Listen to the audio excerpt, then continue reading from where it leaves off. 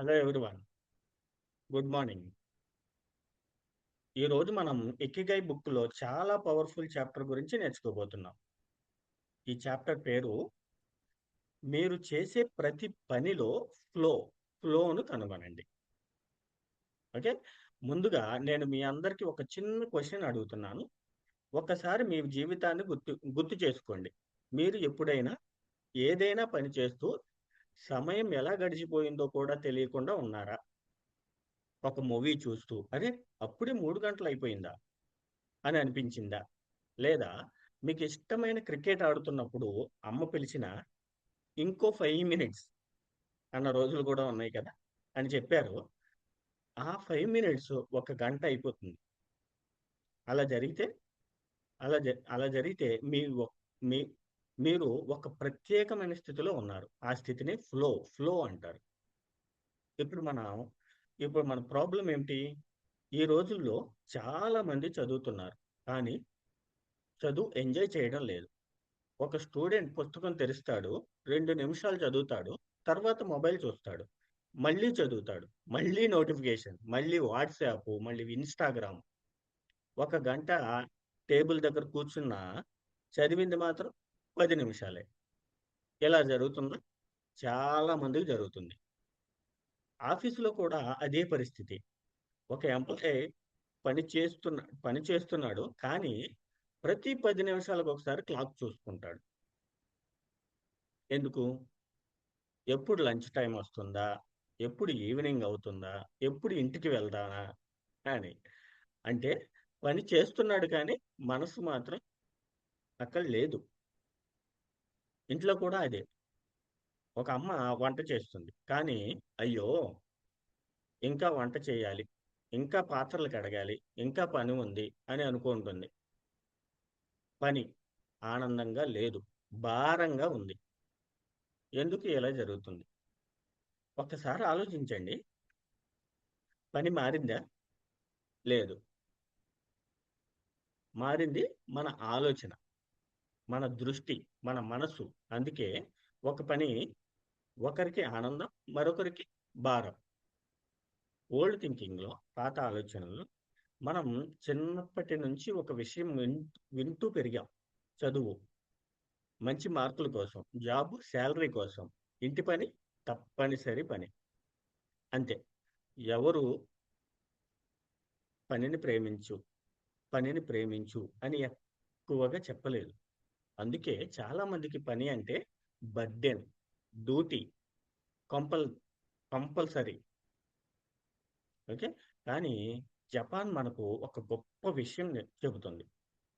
జపాన్‌లో వాళ్ళంటారు, "మీరు పని చేసే మీరు చేసే పనిని ప్రేమించండి. మీరు చేసే పనిని ప్రేమించండి" అని. ఆ పనిలో పూర్తిగా లీనమైపోండి. అప్పుడు ఆ పని పనిలా అనిపించదు. ఆటలా అనిపిస్తుంది. అదే ఫ్లో. ఫ్లో అంటే అసలు ఏమిటి? చాలా సింపుల్. మీరు చేస్తున్న పని మీకు అంత ఇష్టంగా ఉండాలి. మీరు దానిలో అంతలా లీనమైపోవాలి. సమయం కూడా గుర్తుపెట్టుకోకూడదు. అసలు గుర్తుకే రాకూడదు. ఆకలి కూడా గుర్తుకు రాకూడదు. అలసట కూడా గుర్తుకు రాకూడదు. అదే ఫ్లో. ఇది మ్యాజిక్ కదా! లేదు. ఇది మ్యాజిక్ కాదు. ఇది మన మైండ్‌లో వచ్చే ఒక special state. Special state. Simple. Okay. ఒక చిన్న ఎగ్జాంపుల్. ఒక చిన్న పిల్లవాడు ఆడుకుంటున్నాడనుకోండి. ఆళ్ళమ్మ పిలుస్తుంది. "రా భోజనం చేద్దువు గాని అని. పిల్లవాడు ఏమంటాడు? ఇంకొంచెం అమ్మా. ఎ ఎందుకు? ఆటలో పూర్తిగా లీనమైపోయాడు. అదే ఫ్లో. ఇంకో ఎగ్జాంపుల్. మీకు డ్రాయింగ్ అంటే చాలా ఇష్టం అనుకోండి. ఒకరోజు డ్రాయింగ్ వేయడం మొదలుపెట్టారు. వేస్తూనే ఉన్నారు. అమ్మ వచ్చి చెబుతుంది. 3 గంటలయింది మీరు ఆశ్చర్యపోతారు. అమ్మ వచ్చి 3 గంటలయిందని చెప్పంగానే మీరు ఆశ్చర్యపోతారు. అప్పుడేనా? అంటారు. ఎందుకు? మీరు టైంని చూడలేదు. మీరు డ్రాయింగ్‌లో ఉన్నారు. అదే ఫ్లో. ఓకే. ఇప్పుడు ఒక ముఖ్యమైన విషయం ఫ్లో. పెద్ద పనుల్లో మాత్రమే రాదు. చిన్న పనుల్లో కూడా వస్తుంది. వంట చేస్తుంటే వస్తుంది. పాట పాడుతుంటే వస్తుంది. గార్డెనింగ్ చేస్తుంటే వస్తుంది. టీచింగ్ చేస్తుంటే వస్తుంది. రైటింగ్ చేస్తుంటే వస్తుంది. క్లీనింగ్ చేస్తుంటే కూడా వస్తుంది. పని పెద్దదా? చిన్నదే. అది ముఖ్యం కాదు. మీ మనసు ఆ పనిలో ఉంది. అదే ముఖ్యం. ఇక్కడ ఒక క్వెషన్. మీ అందరూ ఒక్కసారి ఆలోచించండి. ఏ పని చేస్తున్నప్పుడు మీకు టైం తెలియదు. ఆకలి తెలియదు. అలసట తెలియదు. క్రికెట్‌నా? కుకింగా? రీడింగ్‌నా? టీచింగ్‌నా? బిజినెస్‌నా? మ్యూజిక్‌నా? ఆన్సర్ మీ జీవితంలో చాలా ముఖ్యమైనది. ఎందుకంటే అక్కడ మీ ఫ్లో దాగి ఉంది. ఓకే. Next simple. ఇప్పుడు ఫ్లో అంటే ఏమిటో అర్థమైంది కదా! కానీ ఒక ముఖ్యమైన ప్రశ్న. ఎందుకు కొంతమంది పనిని చాలా ఆనందంగా చేస్తారు, మరికొందరు అదే పనిని భారంగా భావిస్తారు? దీనికి సమాధానం తెలుసుకోవడానికి 2 చిన్న ఉదాహరణలు చూద్దాం. ఇద్దరు విద్యార్థులున్నారు. ఒకే స్కూల్ అనుకోండి, ఒక కాలేజ్ అనుకోండి. ఒకే క్లాస్, ఒకే టీచర్, ఒకే పుస్తకం. కానీ ఇద్దరు అనుభవం పూర్తిగా వేరు. మొదటి విద్యార్థి ఏమనుకుంటాడు? ఎలాగైనా పరీక్షలు కావాలి. పాస్ అవ్వాలి. అంతే. అతనికి చదువు అంటే ఒక భారం, ఒక బాధ్యత. అందుకే 5 నిమిషాలు చదువుతాడు. తర్వాత మొబైల్ చూస్తాడు. మళ్ళీ చదువుతాడు. మళ్ళీ దృష్టి మారుతుంది. చివరికి అలసిపోతాడు. విసుగొచ్చేస్తది. ఇప్పుడు రెండో విద్యార్థిని చూద్దాం. అతను కూడా అదే పుస్తకం చదువుతున్నాడు. కానీ అతని ఆలోచన వేరు. అతను ఇలా అనుకున్నాడు. ఈ విషయం నిజంగా ఎలా పనిచేస్తుంది? ఇది నా జీవితానికి ఎలా ఉపయోగపడుతుంది? ఏమనుకున్నాడు? ఈ విషయం నిజంగా ఎలా పనిచేస్తుంది? ఇది నా జీవితానికి ఎలా ఉపయోగపడుతుంది? అని ఆసక్తిగా చదివాడు. చదువుతూనే ఆలోచిస్తాడు. ఊహించుకుంటాడు. ప్రశ్నలు వేసుకుంటాడు. చూస్తుండగానే 2 గంటలయిపోతుంది.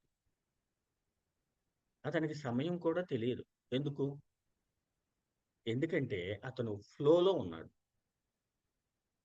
ఇక్కడ మనం నేర్చుకోవాల్సిన ఒక పాఠం ఏమిటంటే, చదువు ఒక్కటే, పుస్తకం ఒకటే, క్లాస్ ఒకటే, మారింది ఒకటే. ఏం మారింది? ఆలోచన మారింది. ఆసక్తి, ఏకాగ్రత. అందుకే పని పని మారలేదు. అనుభవం మారింది. ఇప్పుడు ఇద్దరు సాఫ్ట్‌వేర్ ఇంజినీర్‌ల గురించి చూద్దాం. ఇద్దరు ఒకే కంపెనీలో పనిచేస్తున్నారు. మొదటి ఇంజినీర్ ఏమంటాడు? ఈ పని ఎలాగైనా పూర్తి చేయాలి. ఈ పని ఎలాగైనా పూర్తి చేయాలి. అతనికి కోడ్ రాయడం అంటే ఒక టార్గెట్ పూర్తి చేయడం. అంతే. అందుకే స్ట్రెస్ ఎక్కువ. ఆనందం ఆనందం తక్కువ. రెండో ఇంజినీర్ ఏమంటాడు? ఈ సమస్యకు మంచి పరిష్కారం ఎలా కనుగొనాలి? ఈ సమస్యకు మంచి పరిష్కారం ఎలా కనుక్కోవాలి? అని ఆలోచిస్తాడు. కొత్తగా నేర్చుకుంటాడు. కొత్త మార్గాలు ప్రయత్నిస్తాడు. ఒక సమస్యకు పరిష్కారం దొరికినప్పుడు చిన్న పిల్లాడిలా సంతోషపడతాడు. హ్యాపీగా ఉంటాడు. ఎందుకంటే అతనికి పనిని ప్రేమిస్తాడు. అతను ఫ్లోలో ఉన్నాడు. ఇక్కడ కూడా పాఠం అదే. సేమ్. పని ఒకటే, కంపెనీ ఒకటే, జీతం కూడా దాదాపు ఒకటే. కానీ లక్ష్యం మారింది. అనుభవం కూడా మారింది. ఇప్పుడు ఒక గొప్ప వ్యక్తి గురించి మాట్లాడుకుందాం. అందరికీ తెలిసిన వ్యక్తి. డాక్టర్ ఏపీజే అబ్దుల్ కలాం గారు. ఆయన రాకెట్లు తయారు చేశారు. క్షిపణులు తయారు చేశారు. దేశం కోసం ఎన్నో సంవత్సరాలు కష్టపడ్డారు. రోజుకు 16, 17, 18 గంటలు కూడా పనిచేశారు. ఇప్పుడు నేను ఒక ప్రశ్న అడుగుతున్నాను. ఎవరైనా రోజుకు అంతసేపు పనిచేస్తే అలసిపోతారా? అలసిపోతారా? అలసిపోరా? ఖచ్చితంగా అలసిపోతారు. కానీ కలాం గారు ఎందుకు ఆగలేదు? ఎందుకంటే ఆయన పని కేవలం ఉద్యోగం కాదు. ఆయన పని, ఆయన కళ, ఆయన సేవ, ఆయన జీవితం అందు అందుకే ఆయన ఒక గొప్ప మాట చెప్పారు. ఒక గొప్ప మాట చెప్పారు. కలలు అంటే నిద్రలో కనిపించేవి కావు. మనకు నిద్ర పోనివ్వకుండా నిద్ర పోనివ్వనివే నిజమైన కలలు. ఏంటి? కలలు అంటే నిద్రలో కనిపించేవి కావు. మనకు నిద్ర పోనివ్వకుండా చేస్తాయి చూడు, అవే నిజమైన కలలు. ఎక్సలెంట్ కదా! ఈ మాటలో ఒక గొప్ప రహస్యం ఉంది.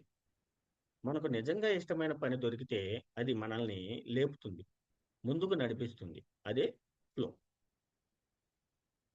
నెక్స్ట్, ఫ్లో వల్ల వచ్చే లాభాలు, బెనిఫిట్స్.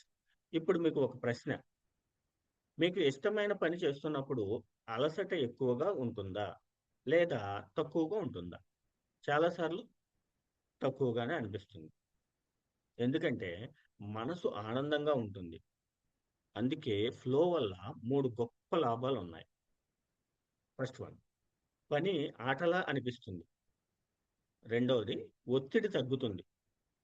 ఎందుకంటే మన దృష్టి మొత్తం పని మీద ఉంటుంది. భయం మీద కాదు. మూడవది, పని నాణ్యత పెరుగుతుంది. మెయిన్ ఇది. పని నాణ్యత కూడా పెరుగుతుంది. ఓకే. ఎక్కువ ఏకాగ్రతతో చేసిన పని ఎప్పుడు మంచి ఫలితాన్ని ఇస్తుంది. ఇక్కడ ఒక చిన్న కథ చెప్తాను. ఒక తోటమాలి ఉన్నాడు. గార్డెనింగ్. అతను ప్రతిరోజు తన తోటలో చేసేవాడు.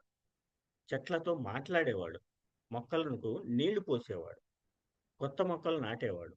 ఒకరోజు ఒక వ్యక్తి అడిగాడు, రోజు ఇదే పని చేస్తూ నీకు విసుగు రావడం లేదా అని. ఏమడిగారు? రోజు ఇదే పని చేస్తూ నీకు విసుగు రావడం లేదా అని అడిగారు. అప్పుడు తోటమాలి నవ్వుతూ చెప్పాడు. ఏమని? నేను పని చేయడం లేదు, నేను నా తోటతో జీవిస్తున్నాను అని. ఎక్సలెంట్ కదా! నేను పని చేయడం లేదు, నేను నా తోటతో జీవిస్తున్నాను. చూడండి, అదే ఫ్లో. బయటికి బయట వారికేమో అది పని, అతనికి అది ఆనందం. ఓకే. పని మనల్ని అలసిపోనివ్వదు. పని పట్ల మన దృక్పథమే మనల్ని అలసిపోనిస్తుంది. మీరు చేసే పనిని నేర్చుకుంటే ప్రేమించడం నేర్చుకుంటే ఫ్లో నెమ్మదిగా జీవితంలో, అప్పుడు పని భారంగా కాకుండా ఆనందంగా మారుతుంది. ఓకే. ఇప్పటి వరకు మనం ఒక ముఖ్యమైన విషయం తెలుసుకున్నాం. పని మనల్ని అలసిపోనివ్వదు. మన పనిలోనే ప- మన ఆలోచనలోనే మన ఆలోచనలోనే పనిని భారంగా లేదా ఆనందంగా మారుస్తుంది. పని మనల్ని అలసిపోనివ్వదు. మన ఆలోచనే పనిని భారంగా లేదా ఆనందంగా మారుస్తుంది.